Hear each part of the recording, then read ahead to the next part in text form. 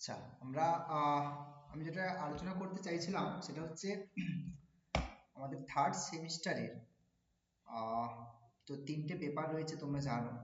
ঠিক আছে, থার্ড সেমিস্টারে সিসি 3 থেকে স্টার্ট হচ্ছে।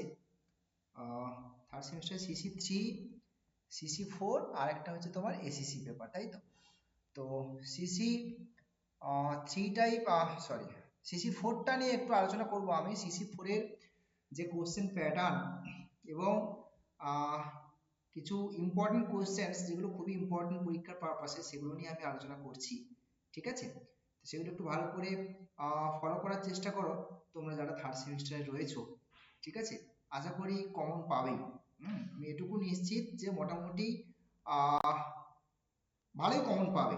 ঠিক আছে, সেইভাবেই আমি কোশ্চেন প্যাটার্ন নিয়ে আলোচনা করছি এবং কিছু সম্ভাব্য কোশ্চেন নিয়েও ডিসকাস করছি। ঠিক আছে, এখন প্রথম যেটা বক্তব্য, ফার্স্ট যেটা বক্তব্য সেটা হচ্ছে আমার এই যে কোশ্চেন প্যাটার্ন যেটা রয়েছে, তোমরা নিশ্চয়ই জানো এখানে কতটা মার্কস রয়েছে। এখানে সিসি 4, সিসি 4 পেপারস গুলো হচ্ছে তোমার মার্কস হচ্ছে 75 মার্কস থিওরি পারপাস, তাই তো? এবারে 75 মার্কসের মধ্যে দেখো দুটো গ্রুপ রয়েছে আমার সিসি 4-এ। একটা অর্ডিনারি ডিফারেনশিয়াল ইকুয়েশন রয়েছে, সেটা 45 মার্কস। আর গ্রুপ বি তে রয়েছে তোমার গ্রুপ থিওরি পার্ট 1 আর কি। ঠিক আছে, এবার তো এবার যেটা বলতে চাইছি সেটা হচ্ছে দেখো এখন কোশ্চেন প্যাটার্ন কি রেখেছে। দেখো এখানে অর্ডিনারি ডিফারেনশিয়াল ইকুয়েশনে যে 45 মার্কস তোমাদের রয়েছে, সেই 45 মার্কসের মধ্যে দেখো এখানে কোনো শর্ট টাইপ কোশ্চেন্স এর কোনো ব্যাপার নেই। 9 কোশ্চেন্স তোমাকে অ্যাটেন্ড করতে হবে। 9 into 5, দ্যাট ইজ 45 মার্কস। ঠিক আছে, এখানে না কোনো এমসিকিউ, না কোনো শর্ট টাইপ, কোনো কিছু নেই। একবারে 5 মার্কস করে কোশ্চেন্স থাকবে। হ্যাঁ, আহ, এখন আউট অফ 14 কোশ্চেন্স তোমাকে এই 9 কোশ্চেন্স অ্যাড করতে হবে। 9 কোশ্চেন্স আর প্রত্যেকটা ইচ কোশ্চেন ক্যারিজ 5 মার্কস। ঠিক আছে, 5 মার্কস ক্যারি করছে প্রত্যেকটা কোশ্চেন, রাইট? বেশ, এখন ডিফারেনশিয়াল ইকুয়েশনের সিলেবাসটা একটু যাই। সেই সিলেবাসটা খুবই ইম্পর্টেন্ট, সেটাকে ফলো করতে হবে। ঠিক আছে, তো যেটা বক্তব্য সেটা হচ্ছে দেখো সিলেবাসটা একটু খেয়াল করে দেখো। এখানে অর্ডিনারি ডিফারেনশিয়াল ইকুয়েশনের একেবারে কিন্তু একটা ইউনিট, সো সব একসাথে 14 খানা কোশ্চেন থাকবে, সেখান থেকে তোমাকে মোটামুটি অ্যাটেন্ড করতে হবে। এই তো হলো কথা। বেশ, এবার একটু খেয়াল করে দেখো ফার্স্টে আচ্ছা এক মিনিট দাঁড়াও। তো যেটা বলছিলাম দেখো এখানে আমাদের একটা কোশ্চেন মোটামুটি মানে এক্সপেক্টেড যে কোশ্চেন সেগুলো নিয়ে আমি একটু আলোচনা করছি। একটা কোশ্চেন থাকবে তোমার ইন্টিগ্রেটিং ফ্যাক্টর রিলেটেড প্রবলেম।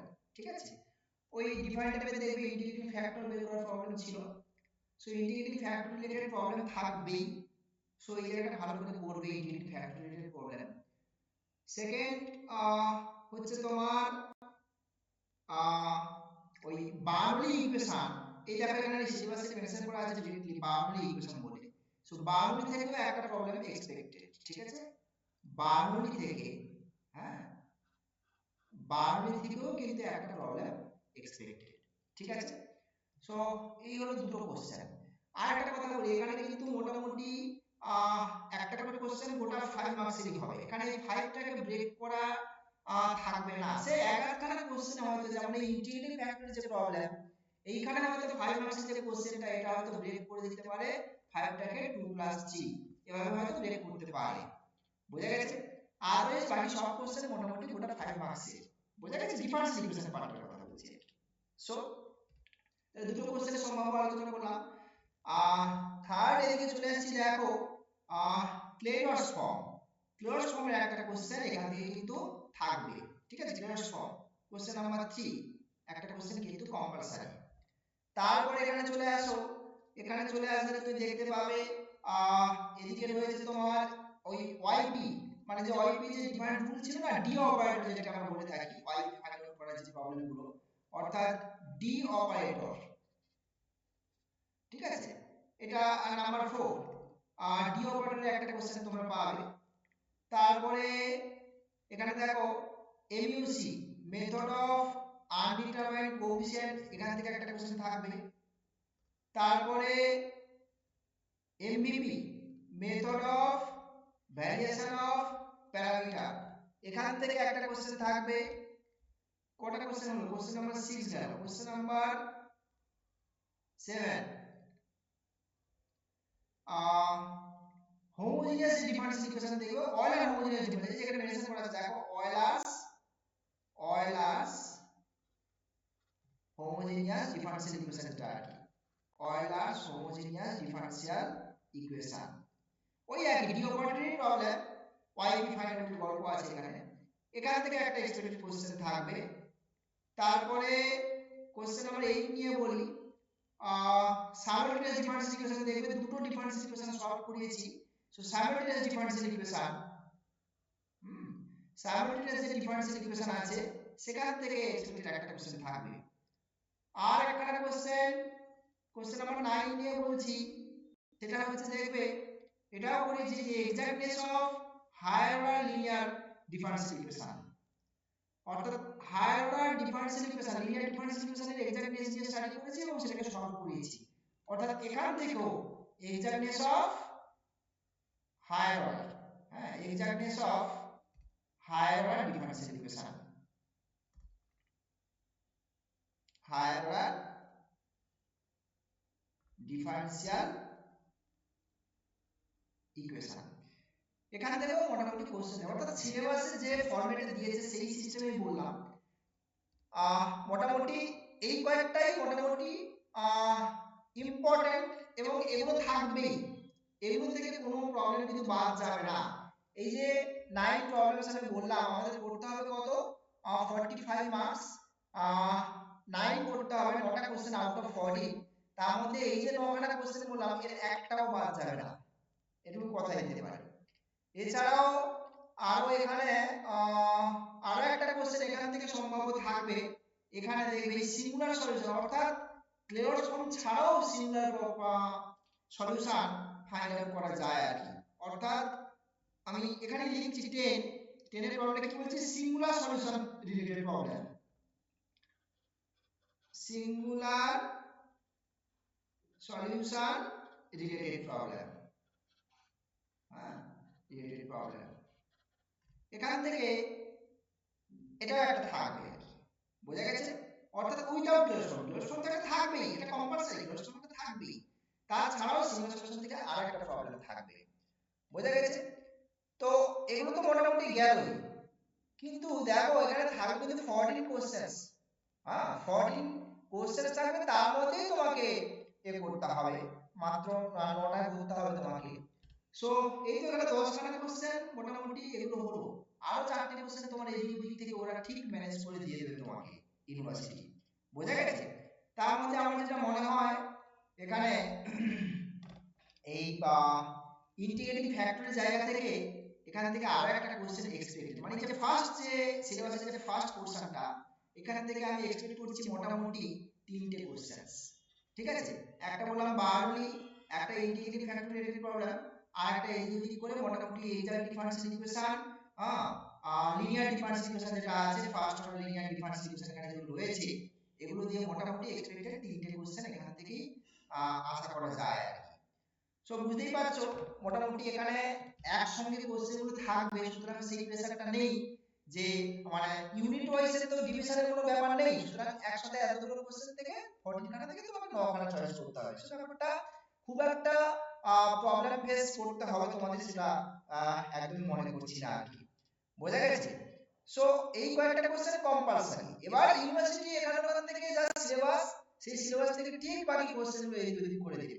অর্থাৎ আমি বলতে চাইছি ইউনিভার্সিটি লাইফে যে ওয়েল নোন যে ডিফারেন্সিয়াল ইকুয়েশনের যে ওয়েল নোন কোশ্চেনগুলো হয় সেই ওয়েল নোন কোশ্চেনগুলো আমি এক এক করে বলে দিলাম, বোঝা গেছে? মানে এই কোটা কোশ্চেন কম্পালসারি এবং এই কোটা কোশ্চেন মোটামুটি সবাই কোশ্চেনের সঙ্গে সবাই পরিচিত আর কি।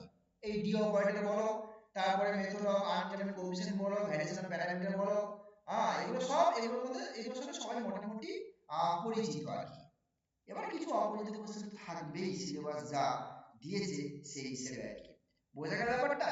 এখান থেকে রন স্কিন থেকে কোশ্চেন থাকবে এটুকু আশা করা যায়, রন স্কিন থেকেও কোশ্চেন থাকতে পারে, বাট আমি যে 9-10 খানা কোশ্চেন আমি বললাম সেই 9-10 খানা কোশ্চেন যেন 9 থেকে 10 খানা কোশ্চেন গুলো সবটাই তোমরা ঠিকঠাক করে করো, কারণ এই 9-10 খানা কোশ্চেনই তোমাকে পরীক্ষায় অ্যাটেন্ড করতে হবে, বোঝা গেছে? বাকি কিছু আননোন কোশ্চেন থাকবে, স্বাভাবিক থাকাটাই স্বাভাবিক, 14 কোশ্চেন সেখান থেকে একটু সিলেবাস থেকেই দেবে, সো বুঝতেই পারছো। সো এই 9 খানা কোশ্চেন যদি তুমি 9-10 খানা, আমি 10টা মনে হয় টার্গেট করলাম, 9 থেকে 10 খানা কোশ্চেনের দিয়ে দিলাম, হ্যাঁ 10-11 খানাও বললাম মনে হয়, কারণ এই ফার্স্ট চ্যাপ্টার থেকে 3টে কোশ্চেন যদি হয় তাহলে সেক্ষেত্রে টোটাল আমি 11 খানা কোশ্চেনের পসিবিলিটি আমি ডিসকাস করলাম আর কি।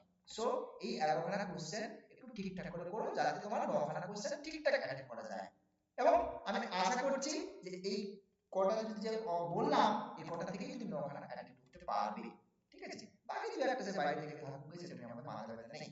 ওকে, সো এই গেল ডিফারেনশিয়াল ইকুয়েশন পোরশন, এটা সিসি 4 ছিল, সিসি 4 এর ডিফারেনশিয়াল ইকুয়েশনের এই পার্টটা গেল। নেক্সট আরেকটা ইউনিট আছে সেটা হচ্ছে গ্রুপ থিওরি। এখানে মার্কস কত রেখেছে? মার্কস রেখেছে মোটামুটি 30 মার্কস আছে এখানে, আমাদের টোটাল 75 এর মধ্যে 45 ওদিকে চলে গেল, বাকি 30 মার্কস। এই 30 মার্কসের যে কোশ্চেন প্যাটার্ন, সেই কোশ্চেন প্যাটার্নটা আগে ভালো করে আমাদের জানা দরকার নাকি? তো সেটা একটু দেখি, কোশ্চেন প্যাটার্নটা ইউনিভার্সিটি কি রেখেছে এখানে। এইখানে দেখো, এই যে গ্রুপ থিওরি 30 মার্কস, তার মধ্যে বলছে 6 into 5, মানে 6 খানা কোশ্চেন তোমাকে অ্যাটেন্ড করতে হবে, 5 মার্কস করে রয়েছে প্রত্যেকটা কোশ্চেন, দ্যাট ইজ 30, ঠিক? এবার আমি বলি সো কটা কোশ্চেন কত মার্কস সেটা পেয়ে গেছো। এখন এই 5 মার্কসের কোশ্চেন গ্রুপ থিওরির জায়গাতে না গোটা 5 মার্কসের কোশ্চেন খুব সামান্য এক আধ খানা দিতে পারো, একটা বা দুটো খুব বড় জোর, বাকি সমস্ত 5 কে না পুরো ভেঙে টুকরো করে দেবে এইচটি প্লাস 2 তে, চোখ বন্ধ করে এটা বিশ্বাস করে নাও, বোঝা গেছে? কোশ্চেন পেলেই বুঝতে পারবে হাতে যে গোটা 5 মার্কসের কোশ্চেন ডিফারেন্সিয়াল ইকুয়েশনের মতো ওরকম পাবে না এখানে, এক দুখানা হয়তো 5 মার্কসের গোটা কোশ্চেন পাবে, বাকিগুলো 3 প্লাস 2 তে ভেঙে দেবে, ঠিক আছে? তাহলে আউট অফ 9 তোমাকে করতে হবে 6টা, অর্থাৎ এই অপশনের জায়গাটা না একটু কমে গেছে, আগে এই অপশনগুলো অনেকগুলো থাকতো, এই 9টার মধ্যে 6টা অ্যাটেন্ড করতে হবে, আগে হয়তো 10টা বা 11টা থাকতো তার মধ্যে 6টা অ্যাটেন্ড করতে হতো, মানে এরকম ফরম্যাটে থাকতো আর কি কোশ্চেন। এখন কিন্তু সেই অপশনটা একটু কমিয়ে দিয়েছে ইউনিভার্সিটি, বোঝা গেছে? করে যা এই প্যাটার্ন পাবলিশ করেছে আর কি, কোশ্চেন প্যাটার্ন। এবারে আমি চলে যাই গ্রুপ থিওরি থেকে ইম্পর্টেন্ট যে কোশ্চেনগুলো আছে সেগুলো নিয়ে একটু কথা বলা যাক। এখন গ্রুপ থিওরি সিলেবাসে যা আছে এখান থেকে আমি ফার্স্টেই কোশ্চেন বলি, আমার তো এর মধ্যে 6টা কোশ্চেন, তার মধ্যে একটা কোশ্চেন থাকবে